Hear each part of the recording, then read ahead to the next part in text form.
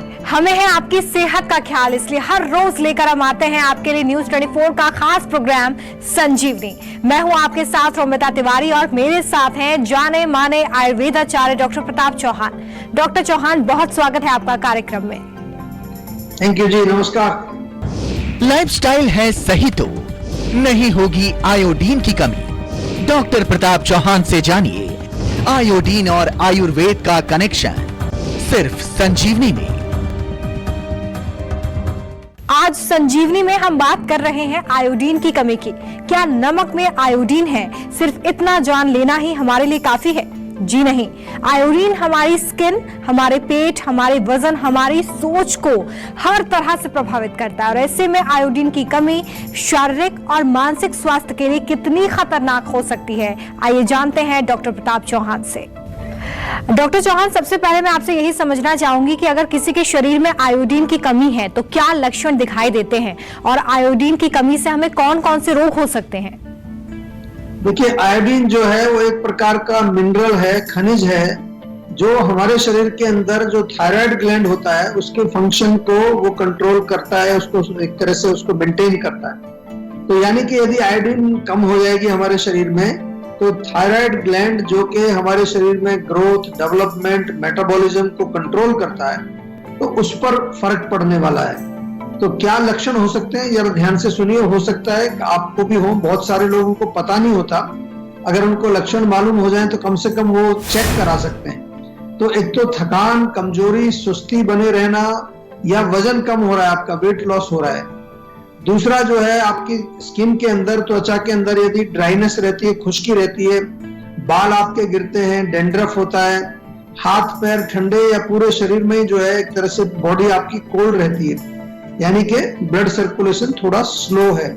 गर्दन या थायराइड यहाँ पर जो बीच में होता है वहां पर अगर कुछ मोटा स्वेलिंग हो रही है या कई बार हल्की सी गांठ भी वहां बन जाती है। ब्रेन के मामले में देखें तो ब्रेन में कई बारी जैसे धुंध सी रहती है, फॉगी ब्रेन जिसको बोलते हैं, या मेमोरी थोड़ी कमजोर हो जाती है, हमारी मेमोरी लॉस हो जाता है, हार्ट रेट भी थोड़ा स्लो हो जाता है।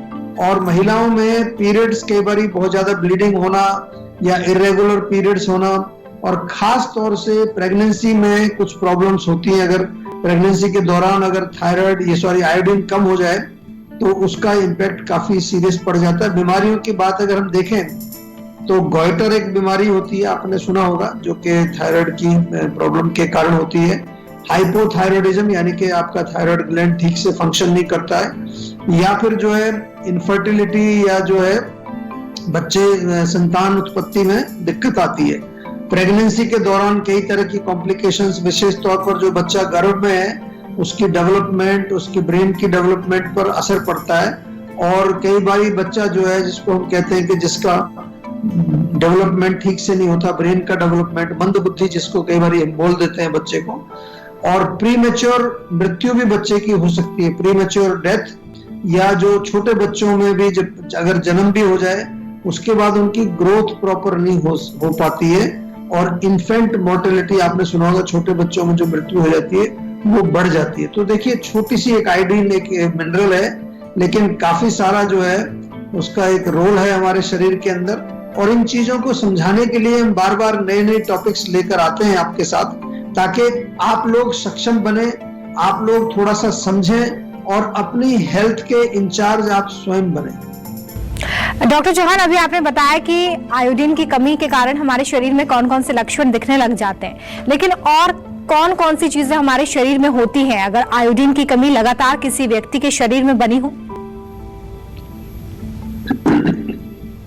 देखिए, इसमें जो समझने वाली बात यह है, जैसा मैंने बताया कि कई तरह के रोग शरीर में हो जाते हैं, मैंने आपको अभी बताया, लेकिन हमें देखना यह भी पड़ेगा कि ये आयोडीन की कमी किस कारण से होती है। ये बहुत इंपॉर्टेंट पॉइंट इसलिए है क्योंकि कई बार हमें मालूम नहीं होता। एक तो हमारा जो भोजन है, जो खाने पीने की जो हमारी जो सामग्री है, चाहे वो गेहूं है या फिर चावल है या सब्जियां हैं, फ्रूट्स हैं, तो जहां से वो पैदावार उनकी हो रही है, कई बार उस भूमि के अंदर भी मिनरल्स कम होते हैं। आजकल ये बहुत बड़ा कारण है। जब सॉइल के अंदर ही जो है ताकत नहीं होगी तो भोजन, जो हमारे जो अन्न है, उनके अंदर भी नहीं आएगी, और फिर हमारे अंदर जब वो भोजन जाएगा तो वो कमी, वहां डेफिशिएंसी रहेगी।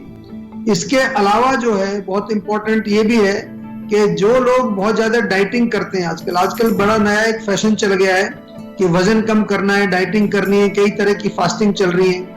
उसके कारण भी कई बार हम आयुर्वेद में इसको बोलते हैं धातु क्षय हो जाते हैं। हमारे शरीर के अंदर जो प्रॉपर नरिशमेंट का जो मटेरियल है वो नहीं पहुंच पाता है शरीर में जगह जगह पर, और शरीर में कुछ मिनरल्स की अगर कमी हो जाए, कई बार आपके भोजन में मान लो जिंक नहीं है या विटामिन ए की कमी है, सेलेनियम एक और होता है, उसकी कमी अगर हो जाए तो इसके कारण भी ये आयोडीन की कमी हो सकती है। नमक तो आपने सुना ही होगा, नमक के बारे में तो काफी चर्चा है कि नमक में या आपके भोजन के जो भी और इंग्रेडिएंट्स हैं उनमें यदि आयोडीन कम होता है तो भी प्रॉब्लम्स आती हैं। और वो पेशेंट्स जिनको हाई ब्लड प्रेशर रहता है उनको भी थोड़ा ध्यान रखना चाहिए। या प्रेगनेंसी की बात हमने की कि प्रेगनेंसी भी एक इसका कारण होता है। कई बार जो है ऐसी महिलाएं हैं कि उनका सब चीज नॉर्मल होता है, रेगुलर होता है, लेकिन जब प्रेगनेंसी का टाइम आता है तो उस समय कुछ खनिज, कुछ मिनरल्स, कुछ विटामिन, कुछ हार्मोन्स का इम्बैलेंस हो जाता है। तो ये कारण इसलिए हमें समझने चाहिए क्योंकि जब हम कोई भी रोग का इलाज करने के लिए जब चलते हैं तो हमें ये मालूम होना चाहिए कि मेरे अंदर ये प्रॉब्लम आई किस कारण से है। अगर आपको कारण मालूम नहीं होगा तो फिर क्या करेंगे आप, हो सकता है कोई एक्सटर्नल कुछ चीजें ले लें, आयोडीन वाला नमक खाएं या कोई और चीज खाएं, लेकिन जो कॉज है वो जब तक आप उसको रिपेयर नहीं करेंगे तो उधर से वो कम होता जाएगा, इधर से आप खाते जाएंगे, बात वहीं की वहीं रहने वाली है।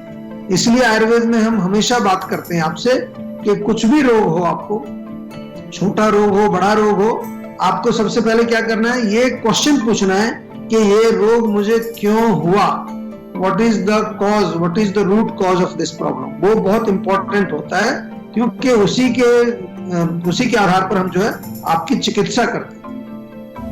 चलिए आगे बढ़ने से पहले संजीवनी दर्शक हमारे साथ सीमा फरीदाबाद से जुड़ गई हैं, उनसे बात करेंगे। सीमा जी, बहुत स्वागत है आपका कार्यक्रम में, पूछिए अपना सवाल। मैम, मेरे जोड़ों में काफी दिनों से 4-5 साल से तकलीफ है, जो कि चलने में भी बहुत पेन होता है, आवाजें आती हैं, सूजन भी बहुत ज्यादा हो रखी है, स्पेशली फिर फुट में बहुत ही ज्यादा जलन होती है। जी देखिए, आप फरीदाबाद में रहते हैं और फरीदाबाद में तो जीवा का मेन हेडक्वार्टर है। हमारे यहाँ हमारा जो मेन सेंटर है जिसमें कम से कम भी 100-150 डॉक्टर्स जो है पूरा काम करते हैं, तो फरीदाबाद में हमारा मेन सेंटर है। और वैसे क्लिनिक्स पूरे भारत में हैं। और जैसा आपने बताया, कई इसमें फैक्टर्स हमको देखने पड़ते हैं। कभी कभार वेट ज्यादा हो जाता है, कुछ लेडीज में वेट जब ज्यादा बढ़ेगा तो घुटनों में दर्द शुरू हो जाता है, या फिर जो है वात का प्रकोप तो होता ही है। वात का प्रकोप होने से क्रैकिंग नॉइज भी आएगी, उसमें ड्राइनेस हो जाएगा, अंदर लुब्रिकेशन सूख जाएगा, हड्डी रगड़ेगी तो दर्द होगा। और जैसा आपने कहा स्वेलिंग होती है तो इसका मतलब कहीं ना कहीं आम का डिपोजिशन भी हो रहा है वहां पर। खाने का जो है वो भी देखना पड़ेगा, आपका क्या चल रहा है, कौन सी चीजें खा रहे हैं, पाचन कैसा है। तो ये प्रॉपर देख करके, क्योंकि दर्द के कारण कई हो सकते हैं, वात भी हो सकता है, पित्त भी हो सकता है, कफ भी हो सकता है। तो आपके अंदर कौन सा कारण है उसको समझ करके तभी चिकित्सा उसकी होगी, और ऐसे ही करना चाहिए सबको। डॉक्टर चौहान, शरीर में अगर आयोडीन की कमी बनी हुई है तो हमारी डाइट कैसी होनी चाहिए, साथ ही हमें अपने लाइफस्टाइल में क्या चेंजेस करने चाहिए? देखिए, आयुर्वेद तो बड़ा सिंपल तरीके से हमें समझाता है कि हमारा जो भी सिस्टम है वो नेचुरल है, उसको नेचुरली रहने देना चाहिए। उसी के लिए हम बार बार कहते हैं कि दिनचर्या का पालन करना चाहिए, यानी कि जो हमारे बॉडी का डिजाइन है उसके अनुसार हमें सुबह जल्दी उठना चाहिए, ब्रह्म मुहूर्त जिसको कहते हैं, सूर्य उदय होने से पहले। और फिर तिल के तेल की मालिश करनी चाहिए, रोज व्यायाम करना चाहिए, स्नान करना चाहिए, रात को देर तक नहीं जगना है, रात का खाना जल्दी खाना है, रात को थोड़ा जितना भी हो सके जल्दी आप सो जाएं, मन को शांत रखना है, बिना मतलब माइंड में फालतू की चीजें, नेगेटिव चीजें नहीं घुमानी है, आत्मा को प्रसन्न रखना है। यही आयुर्वेद का मूल मंत्र है। सरल है लेकिन प्रैक्टिस करने में थोड़ी तकलीफ होती है, क्योंकि आजकल हमने ये सब आदतें छोड़ दी। इसके अलावा जो है आयोडाइज्ड सॉल्ट मिलता है, वो आपको खाना चाहिए। दूध, दही, लस्सी, पनीर, जो मिल्क प्रोडक्ट्स होते हैं उनका सेवन भी आप कर सकते हैं, वो भोजन में अच्छा रहता है आयोडीन के लिए। एक सीवीड आता है जो हमारा समुद्र है, एक प्रकार की समुद्र की उसको जड़ी बूटी कह लीजिए, समुद्र की घास कह लीजिए। जापान में बहुत पॉपुलर है, वहाँ काफी हर भोजन में वो डालते हैं। आजकल यहाँ भारत में भी मिल जाएगी आपको, सीवीड बोलते हैं इसको। इसके अलावा फलों में पाइनएप्पल, संतरा, केला, स्ट्रॉबेरीज और जो प्रून्स होते हैं सूखे हुए मिल जाएंगे आपको, प्रून्स, वो खाएं। हरी सब्जियों में जो है ग्रीन बीन्स बहुत अच्छी हैं। दाल भी आप खा सकते हैं, या मूंग चने के स्प्राउट्स भी आप खा सकते हैं। मक्का भी अच्छा है, मक्के का आटा बना के चपाती बना सकते हैं, या भुट्टा मिले तो वो सेवन कर सकते हैं। आलू भी आप खा सकते हैं। ये तमाम चीजें जो है इसमें आयोडीन को बढ़ाने में आपके शरीर में हेल्प करेंगी। चलिए अब बारी है आज की संजीवनी की। डॉक्टर चौहान, आयुर्वेद में आयोडीन की कमी को दूर करने के लिए और उससे जुड़े रोगों को रोकने के लिए हमें क्या खास उपाय करने चाहिए? देखिए, आयुर्वेद में इलाज हम कैसे करते हैं ये तो बहुत बारी आपके साथ हम शेयर करते हैं। बार बार हम इसलिए शेयर करते हैं कि अभी भी बहुत सारे लोग जो है, मैंने देखा है, वो उनके दिमाग में एक ही चीज रहती है कि मुझे कोई गोली बता दीजिए, मुझे कोई नुस्खा बता दीजिए। सबसे पहले जो है ये डायग्नोज करना पड़ता है कि आपके शरीर में कौन से दोष का प्रकोप है। ये बहुत इंपॉर्टेंट है। वात, पित्त, कफ, कौन सा दोष का प्रकोप है। थायराइड के फंक्शन पर, क्योंकि उसका इम्पैक्ट जो होता है वो मेटाबॉलिज्म का इम्पोर्ट, हमने आपको शुरू में बताया कि थायराइड जो है वो मेटाबॉलिज्म के साथ कनेक्टेड है। तो हमें अपनी पाचक अग्नि को भी वहां ध्यान करना पड़ेगा डेफिनेटली। शरीर में जो हमारे धातु हैं, टिश्यूज हैं, उनकी स्थिति भी देखनी पड़ती है। और इन सब के नीचे अंडरलाइंग कॉज क्या है वो बहुत इंपॉर्टेंट है। क्या आपके भोजन में कोई कमी है, या फिर हो सकता है कि आपका खाना ठीक है लेकिन पाचन नहीं हो पा रहा है ठीक से, जो कुछ भी खा रहे हो शरीर में लग नहीं रहा है, या फिर जो है धातु अग्नि लेवल पर, जो जहां पर धातु बनते हैं हमारे, उस लेवल पर कुछ है, या चैनल्स में ब्लॉकेज है। चैनल्स में ब्लॉकेज होगा तो पंचकर्म चिकित्सा करेंगे, उसको साफ करेंगे, पहले डिटॉक्स करेंगे। और अगर दूसरी प्रॉब्लम है, बॉडी में कहीं किसी तरह का इम्बैलेंस पकड़ में आएगा तो इंटरनल मेडिसिन देंगे। तो ये प्रॉपर एक हमारा जो है आयुर्वेद का एक प्रोटोकॉल होता है। ऐसे घर में आपको कुछ छोटी सी चीजें बताता हूँ। जो धनिया होता है, धनिया पाउडर, वो 1 गिलास गर्म पानी में रात को भिगो दीजिए, सुबह उसको छानकर खाली पेट पी सकते हैं। जीरे का पानी भी आप पी सकते हैं। और धूप का सेवन करना है आधा पौना घंटा। थोड़ा आउटडोर व्यायाम करें, तिल के तेल की मालिश करें। और आयुर्वेदिक रसायन, बहुत सारे रेजुविनेटिंग फॉर्मुलेशंस हैं हमारे, उनका सेवन जो है नियमित रूप से करना चाहिए। और जिनके बारे में आपको जानकारी हमारे डॉक्टर्स देंगे। जब आप कॉल करेंगे, बात करेंगे, आपको सारी चीजें विस्तार से समझाएंगे।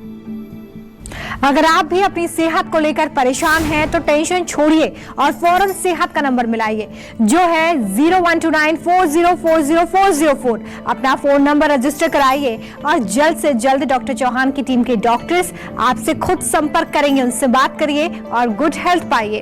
क्या आपके चेहरे पर भी है कील मुहासों के निशान? तो क्या है इसका खास उपाय, बताएंगे संजीवनी टिप्स में डॉक्टर चौहान। लेकिन एक छोटे से ब्रेक के बाद कहीं मत जाइए, देखते रहिए संजीवनी।